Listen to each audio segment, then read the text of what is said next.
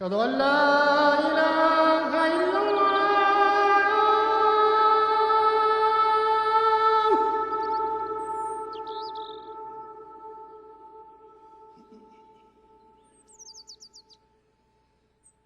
أشهد أن لا إله إلا الله.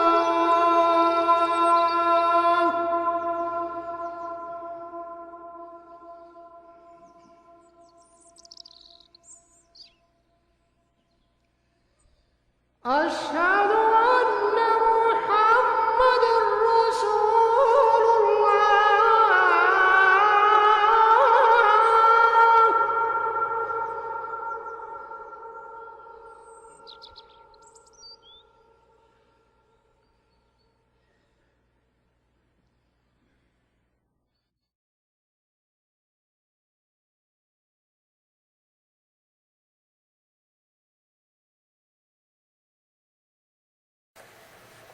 بسم اللہ الرحمن الرحیم اللہم صلی علی سیدنا محمد و علی سیدنا محمد مبارک وسلم۔ معزز ناظرین اکرام، السلام علیکم ورحمۃ اللہ وبرکاتہ۔ جشن میلاد النبی وہ مبارک جشن ہے جو حبیب کبریا رحمت عالم سرکار دو عالم صلی اللہ علیہ وسلم کی مبارک آمد پر خوشی میں گھر گھر میں منایا جاتا ہے۔ جشن میلاد مصطفیٰ کے بارے میں امت میں اختلافات رائے ہے۔ ایک طبقہ اس کو بدعت کہتا ہے اور یہ جواز دیتا ہے کہ جب حضور صلی اللہ علیہ وسلم اور ان کے جانثار صحابہ کرام نے اسے نہیں منایا تو ہم کیوں منائیں۔ جو طبقہ جشن میلاد کو بدعت کہتا ہے وہ اپنے بچوں کی سالگرہ، پیدائش، اینیورسری، شادی اور ہنی مون میں بے انتہا خوشی کرتا ہے، لیکن حضور صلی اللہ علیہ وسلم کے میلاد کے لیے اس کی سوچ اٹل ہے۔ دوسرا طبقہ میلاد مصطفیٰ خوشی خوشی دل کھول کر مناتا ہے۔ اس کی نظر میں یہ بدعت نہیں بلکہ بدعت حسنہ ہے۔ اس کا یہ نظریہ ہے کہ محفل میلاد کی شروعات اللہ سبحانہ و تعالیٰ سے ہوئی۔ اللہ اس جشن کو عرش معلیٰ پر درود و سلام کے ساتھ مناتا ہے، اپنے فرشتوں کو شامل کرتا ہے اور مومنوں کو بھی اس حسن عمل میں شریک کرنا چاہتا ہے۔ آئیے ہم اور آپ جشن میلاد مصطفیٰ کے تضاد پر وسعت نظر، کشادہ ذہن و دل، شعور و ہوش و خرد، صحیح عقل و فہم اور حقانیت کی روشنی میں حل کریں اور یہ سمجھنے اور غور کرنے کی کوشش کریں کہ کیا صحیح اور کیا غلط ہے۔ یہ دعوت فکر ہمیں آپ کو صراط مستقیم پر گامزن کرے گی، بخشش اور مغفرت کی طرف لے جائے گی، شفاعت کا حقدار بنائے گی۔ آئیے ہم میلاد مصطفیٰ کو شریعت اور طریقت کے پس منظر میں دیکھتے ہیں۔ محفل میلاد کا ڈیزائن کچھ اس طرح سے ہوتا ہے کہ پہلے تلاوت، پھر حمد باری تعالیٰ، پھر نعت شریف، پھر آپ صلی اللہ علیہ وسلم کی حیات طیبہ، ان کے اوصاف کریمہ، ان کی فطرت حمیدہ، ان کے اخلاق مکارم کا تذکرہ اور پھر درود و سلام۔ سلام ادب کے ساتھ کھڑے ہو کر پیش کرنا بھی کہیں بھی خلاف شرع نہیں ہے۔ حضور پاک صلی اللہ علیہ وسلم اپنی شہزادی بی بی فاطمہ کی آمد پر فرط محبت سے کھڑے ہو جایا کرتے تھے۔ یہ محبت کی باتیں ہیں جو دین میں کہیں بھی ممنوع نہیں۔ میلاد کے بعد لوگوں کو کھانا کھلانا خود اسلام کا ایک پسندیدہ عمل ہے۔ چلیے شریعت کے ترازو پہ جشن میلاد پورا اتر گیا۔ دراصل دین اسلام نور یقین کا ایک گہرا سمندر ہے جس کے ساحل پہ بیٹھنے والے علم کی مچھلیاں تو پکڑ سکتے ہیں، لیکن ماہر غوطہ خوروں کی طرح اس کی تہ میں پہنچ کر ایمان کے موتی لانے میں قاصر رہتے ہیں۔ دین حق کو صحیح طور پہ سمجھنے کے لیے اس دین کی گہرائی میں اترنے کی ضرورت ہے۔ اگر ہم اس مسئلے کا حل طریقت کی روشنی میں کریں تو وہاں بھی یہ بات واضح ہو جائے گی کہ فنا فی اللہ ہونے کے لیے فنا فی رسول ہونے کی ضرورت ہے۔ شریعت کی طرح طریقت کی مشعل راہ بھی عشق رسول ہے۔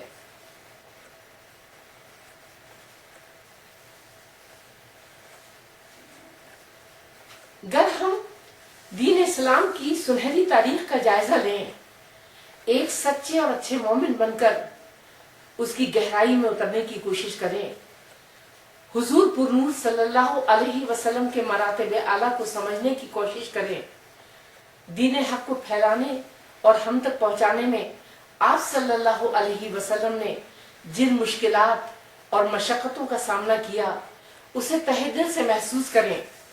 آقا کریم کے ان آنسوؤں کو جو انہوں نے شب و روز ہمارے لیے گریہ وزاری کے ساتھ یا ربی امتی امتی کہہ کے بہائے ہیں، ان قیمتی موتیوں کو اپنی چشم تر اور خزینہ دل میں ہمیشہ ہمیشہ کے لیے محفوظ کر لیں تو مجھے یقین ہے کہ ہم کبھی بھی منکران میلاد نہیں ہو سکتے۔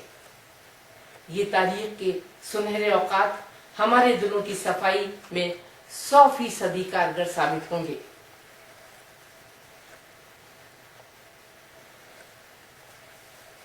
آپ صلی اللہ علیہ وسلم مظہر نور خدا ہیں، مظہر شان خدا ہیں، حبیب کبریا ہیں، سرور انبیاء ہیں، سرتاج اولیاء ہیں، وجہ کون و مکان ہیں، شافع محشر ہیں، ساقی کوثر ہیں، امت کے رہبر ہیں۔ یہ تمام مراتب اور رتبہ اعلیٰ اللہ سبحانہ وتعالیٰ نے آپ کو عطا کیے ہیں اور آپ صلی اللہ علیہ وسلم کو ہمیں عطا کیا ہے رحمت للعالمین بنا کر۔ جشن میلاد اسی حسن عطا کی شکر گزاری اور آقا کریم کی دلداری کا اظہار ہے۔ اللہ کے دلبر کی دنیا میں آمد ہے، عرش بری پہ دھوم مچی ہوئی ہے۔ اللہ اس کے فرشتے آپ صلی اللہ علیہ وسلم پر درود و سلام بھیج رہے ہیں اور اس خوشی میں ایمان والوں کو بھی شامل کر رہے ہیں۔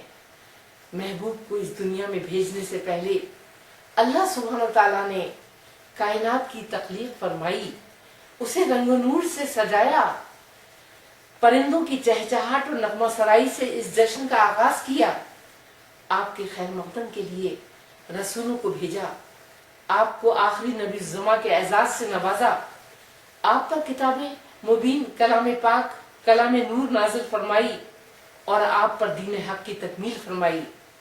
سورۃ آل عمران کی آیت نمبر 19 میں ان دینا عند اللہ اسلام فرما کر اللہ نے اس دین کے لیے اپنی پسندیدگی کا اظہار فرمایا۔ سورۃ التوبہ آیت نمبر 128 میں اللہ سبحانہ وتعالیٰ فرماتا ہے لَقَدْ جَعَلْكُمْ رَسُولٌ مِّنْ أَنفُسِكُمْ عَزِيزٌ عَلَيْهِ مَا عَنِتُّمْ حَرِيصٌ عَلَيْكُمْ بِالْمُؤْمِنِينَ رَءُوفٌ رَحِيمٌ، جس کے معنی ہے کہ لوگوں تمہارے پاس تم ہی میں سے ایک پیغمبر آئے ہیں، تمہاری تکلیف ان کو گرا معلوم ہوتی ہے اور تمہاری بھلائی کے وہ خواہش مند ہیں اور مومنوں پہ نہایت شفقت کرنے والے اور مہربان ہیں۔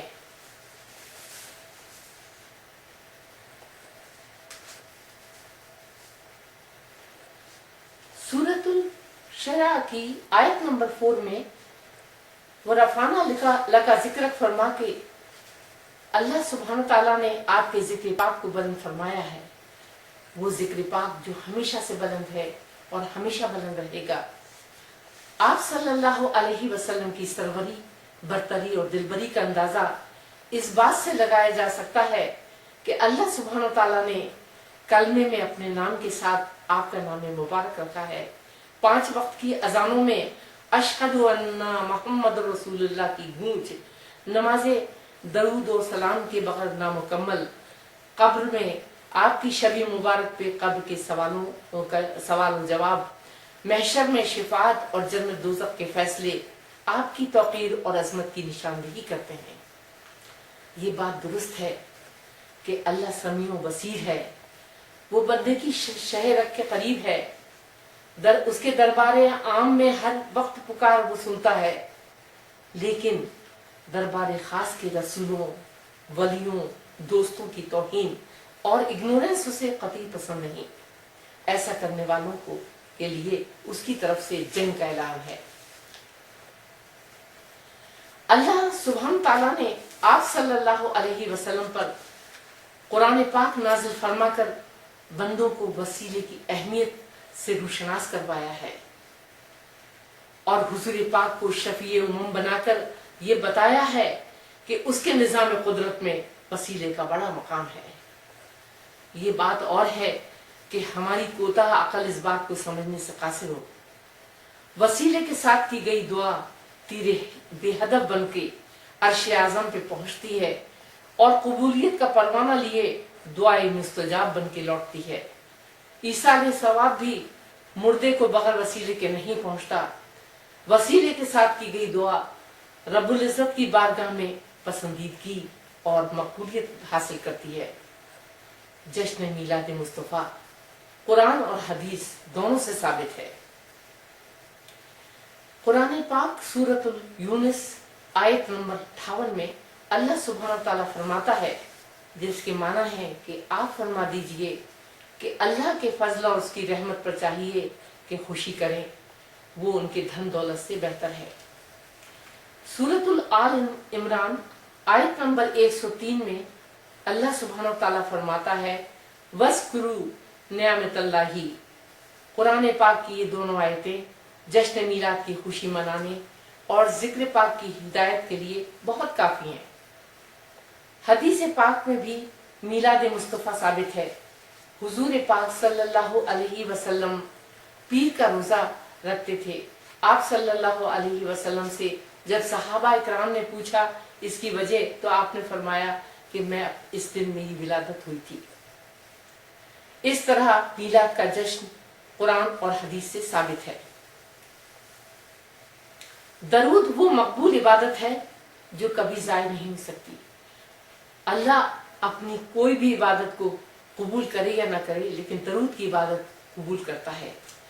सूरतुल अल हज़ब में आयत नंबर 56 में अल्लाह सुब्हान ताला फरमाता है कि बेशक अल्लाह ताला और उसके फरिश्ते आप सल्लल्लाहु अलैहि वसल्लम पर दरूद भेजते हैं।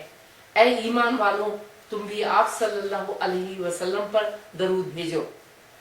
दरूद में हम अल्लाह से अर्ज करते हैं कि ऐ अल्लाह, दरूद भेज हजरत मोहम्मद सल्लल्लाहु अलैहि वसल्लम और उनकी आल पर।